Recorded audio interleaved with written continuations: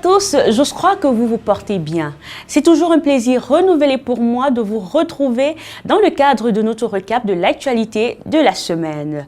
Au menu de cette édition, nous reviendrons sur la mort du cardinal Christian Toumi, une nouvelle qui a consterné la sphère publique. Les poulets manquent de plus en plus dans nos marchés et le gouvernement monte au créneau. Les Lions indomptables sont en ce moment en Turquie où elles vont rencontrer la sélection chilienne. Bienvenue au recap.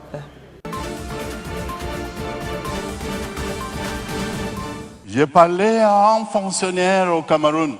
Je suis du Cameroun. J'ai dit au fonctionnaire que j'ai connu quand il était ordonné prêtre, il était collégien. Je lui ai dit, vous, les fonctionnaires qui avaient fréquenté les écoles catholiques, je ne vois pas la différence entre vous et les autres qui détournent le denier de l'État. Eux, ils volent, vous volez. Eux, ils détournent, vous détournez. Je ne vois pas la différence à quoi votre éducation chrétienne vous a servi. Il se sourit et il me dit, Monsieur le cardinal, nous qui travaillons avec ceux qui n'ont pas fait les écoles confessionnelles, nous voyons la différence entre eux et nous. Nous n'entendrons plus cette voix désormais parce que le cardinal Christian Toumi est décédé dans la nuit de vendredi 2 à samedi 3 avril 2021 dans une clinique privée à Douala où il était hospitalisé. La nouvelle s'est très vite répandue.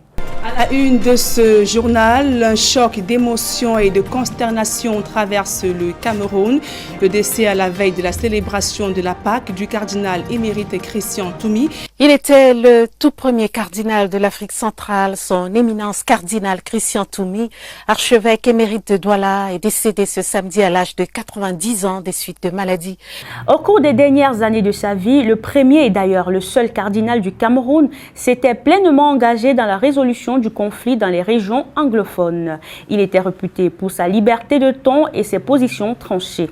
Le gouvernement comme les groupes sécessionnistes le soupçonnaient mutuellement de défendre les intérêts des camps adverses. Le 5 novembre 2020, le cardinal Christian Toumi avait fait l'objet d'un enlèvement revendiqué par les groupes sécessionnistes. Il a été libéré 24 heures après. Je me porte physiquement assez bien. Ils ne sont pas plus radicaux qu'hier à Combo, que la situation s'améliore. C'est-à-dire qu'il y a beaucoup plus de la paix là-bas maintenant qu'il y a de cela 3-4 ans. Et je crois que la situation, qui n'est pas encore parfaite, s'améliore de jour en jour. Le cardinal et archevêque honoraire de Douala est mort à l'âge de 81 ans des suites de maladies. De nombreuses personnes ont rendu hommage à cette figure publique. Les obsèques se dérouleront les 19 et 20 avril 2021. Il faut dire que le cardinal Christian Toumi a marqué l'histoire du Cameroun pour son engagement pour un retour de la paix.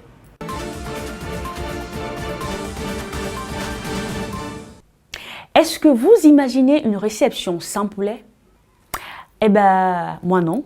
Depuis quelques semaines, les Camerounais se plaignent de la rareté du poulet dans les marchés.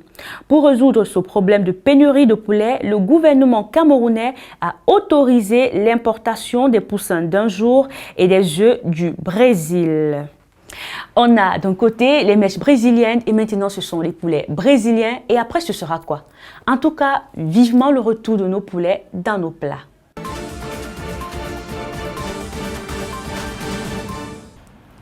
À présent en sport, Francis Ngannou, le champion du monde des arts martiaux mixtes, a reçu le trophée d'excellence sportive. Un prix qui lui a été décerné à Yaoundé le 6 avril dernier au Palais Polyvalent des Sports, à l'occasion de la 8e édition de la Journée internationale du sport. Un trophée qui arrive après la reconnaissance du chef de l'État, Paul Biya.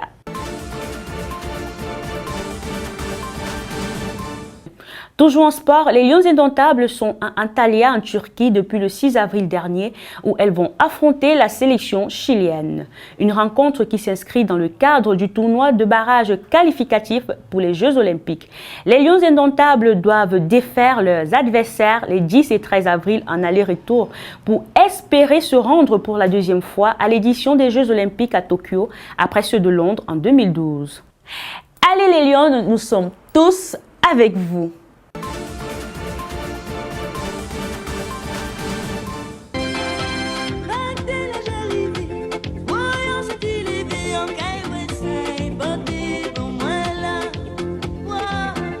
Vous l'avez certainement reconnue, elle c'est Diane Bouli, une jeune artiste devenue un phénomène sur les réseaux sociaux.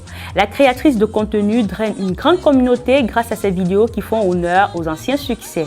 Entre ses reprises d'anciennes chansons et l'ambiance de la génération des années 80, chacune de ses vidéos fait rapidement le tour du web. Elle nous donne des détails sur sa carrière.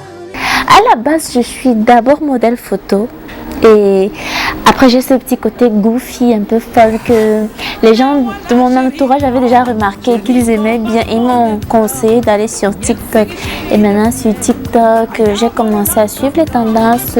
Mais le plus important, c'était quelque part aussi m'amuser et ajouter ma touche personnelle dans tout ce que je faisais. Je ne me catalogue pas juste dedans. C'est juste un style de vidéo qui a pris un peu plus que d'autres, mais vu que ça plaît et que moi j'aime bien faire ça, et surtout que ça permet de retrouver cette nostalgie et de retrouver les valeurs qu'on perdait un peu, de se replonger dans notre histoire. Donc moi ça me fait plaisir que par moi, peut-être des jeunes aussi qui n'ont même pas connu cette musique la découvrent.